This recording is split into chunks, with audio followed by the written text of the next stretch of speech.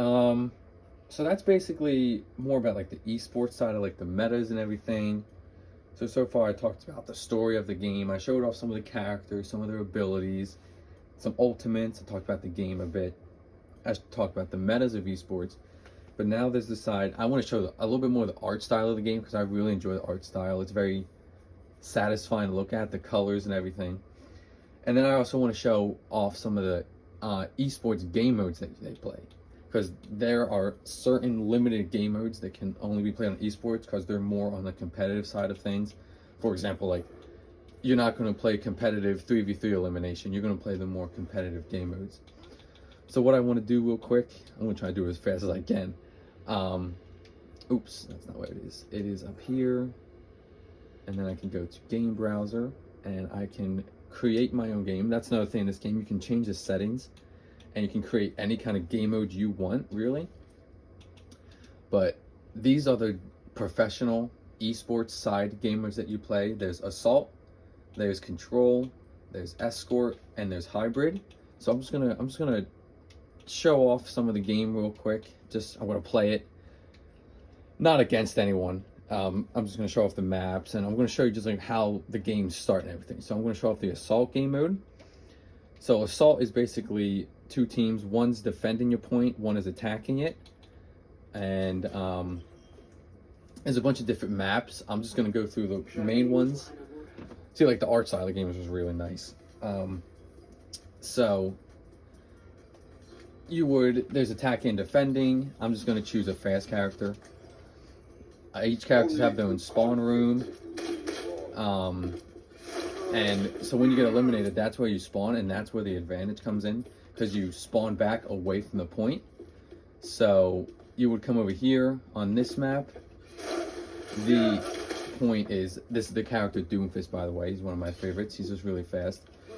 So that's where the defending team comes from. That's the first point that they attack, or defending. And then the attackers come from this area right here. And the attackers are much closer to the point, so it makes the defenders have to play a little better. And then there's normally a point right here where the attackers would take it, and then if they do take it, they get a point. And then the second point is right here, which is, as you can see, much closer to the defender's side. So this is the second point. If the attackers take this, then they get 2 points. And then the defenders of this round would go on the attacking side, and then they would have to do the same thing. And if they don't, then they lose the game. And if both teams get 2 points, then there's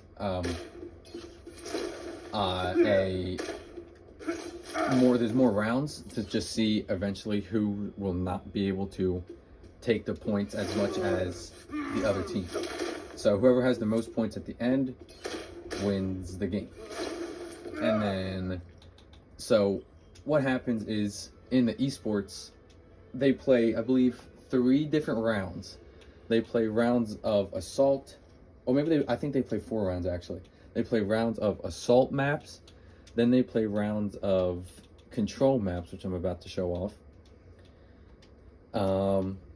So Assault maps, points that have to be defended, and then points that have to be taken by defenders and attackers. For Control, it's like almost every other game. There's a control point that both teams are fighting over, and whoever holds the team for 100%, for example, you see at the top it says 0%, 0%. The teams fight back and forth for controlling the point. And with these game modes, you can see that like the spawn points are equally as far away. For instance, that's the other teams, and I came from over there.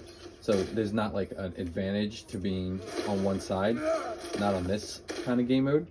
But they fight over this point. Whoever wins the first round gets top to 100%. They go to another round, and then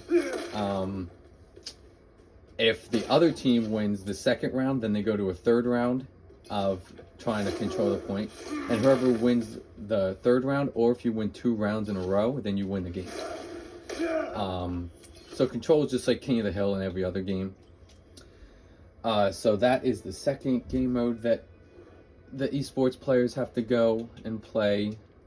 Then there is the escort game mode, which is basically you spawn, and there's attackers and defenders in this game mode.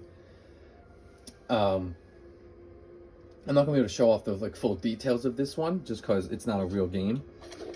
But so the defenders here have a bit of a spawn that's a bit farther away. So the esports team try to work with that, and they come over here, and the attacking side, their spawn's right behind that thing, and this is the point that they have to move. And they have to move this all the way throughout the entire map. And every time they reach a checkpoint, they get a point. And the team that gets it the furthest, or that gets the most points by the end of the game, wins. So basically, whoever moves the point farther or gets the most points win the game. So you try to fight as much as you can on the point so you can continue to push it forward. And yeah, I realize I haven't been showing off the game much, but the game just looks really nice. It's very satisfying to look at. I don't know why, I just really like the animated kind of style of it all. And the lighting just looks really nice. So that's the third game mode that is played by the esports pros. And then the final one is if I can, there we go. Is I believe it's called hybrid. So as you can assume, it's like a hybrid of all the different kind of game modes. Oh, it's one of my favorite maps too. The game chooses the map whenever you can choose what map you want to play on, but if you're doing what I'm doing, it just gives you a map. So hybrid is the final game mode that is played by the esports professionals.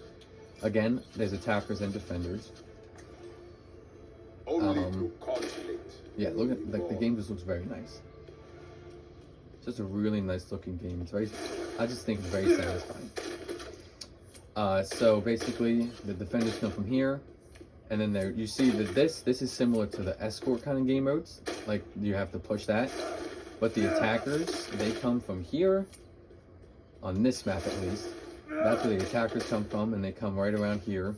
And then what their goal is to do is to get to this, and there's a point here. So kind of like control.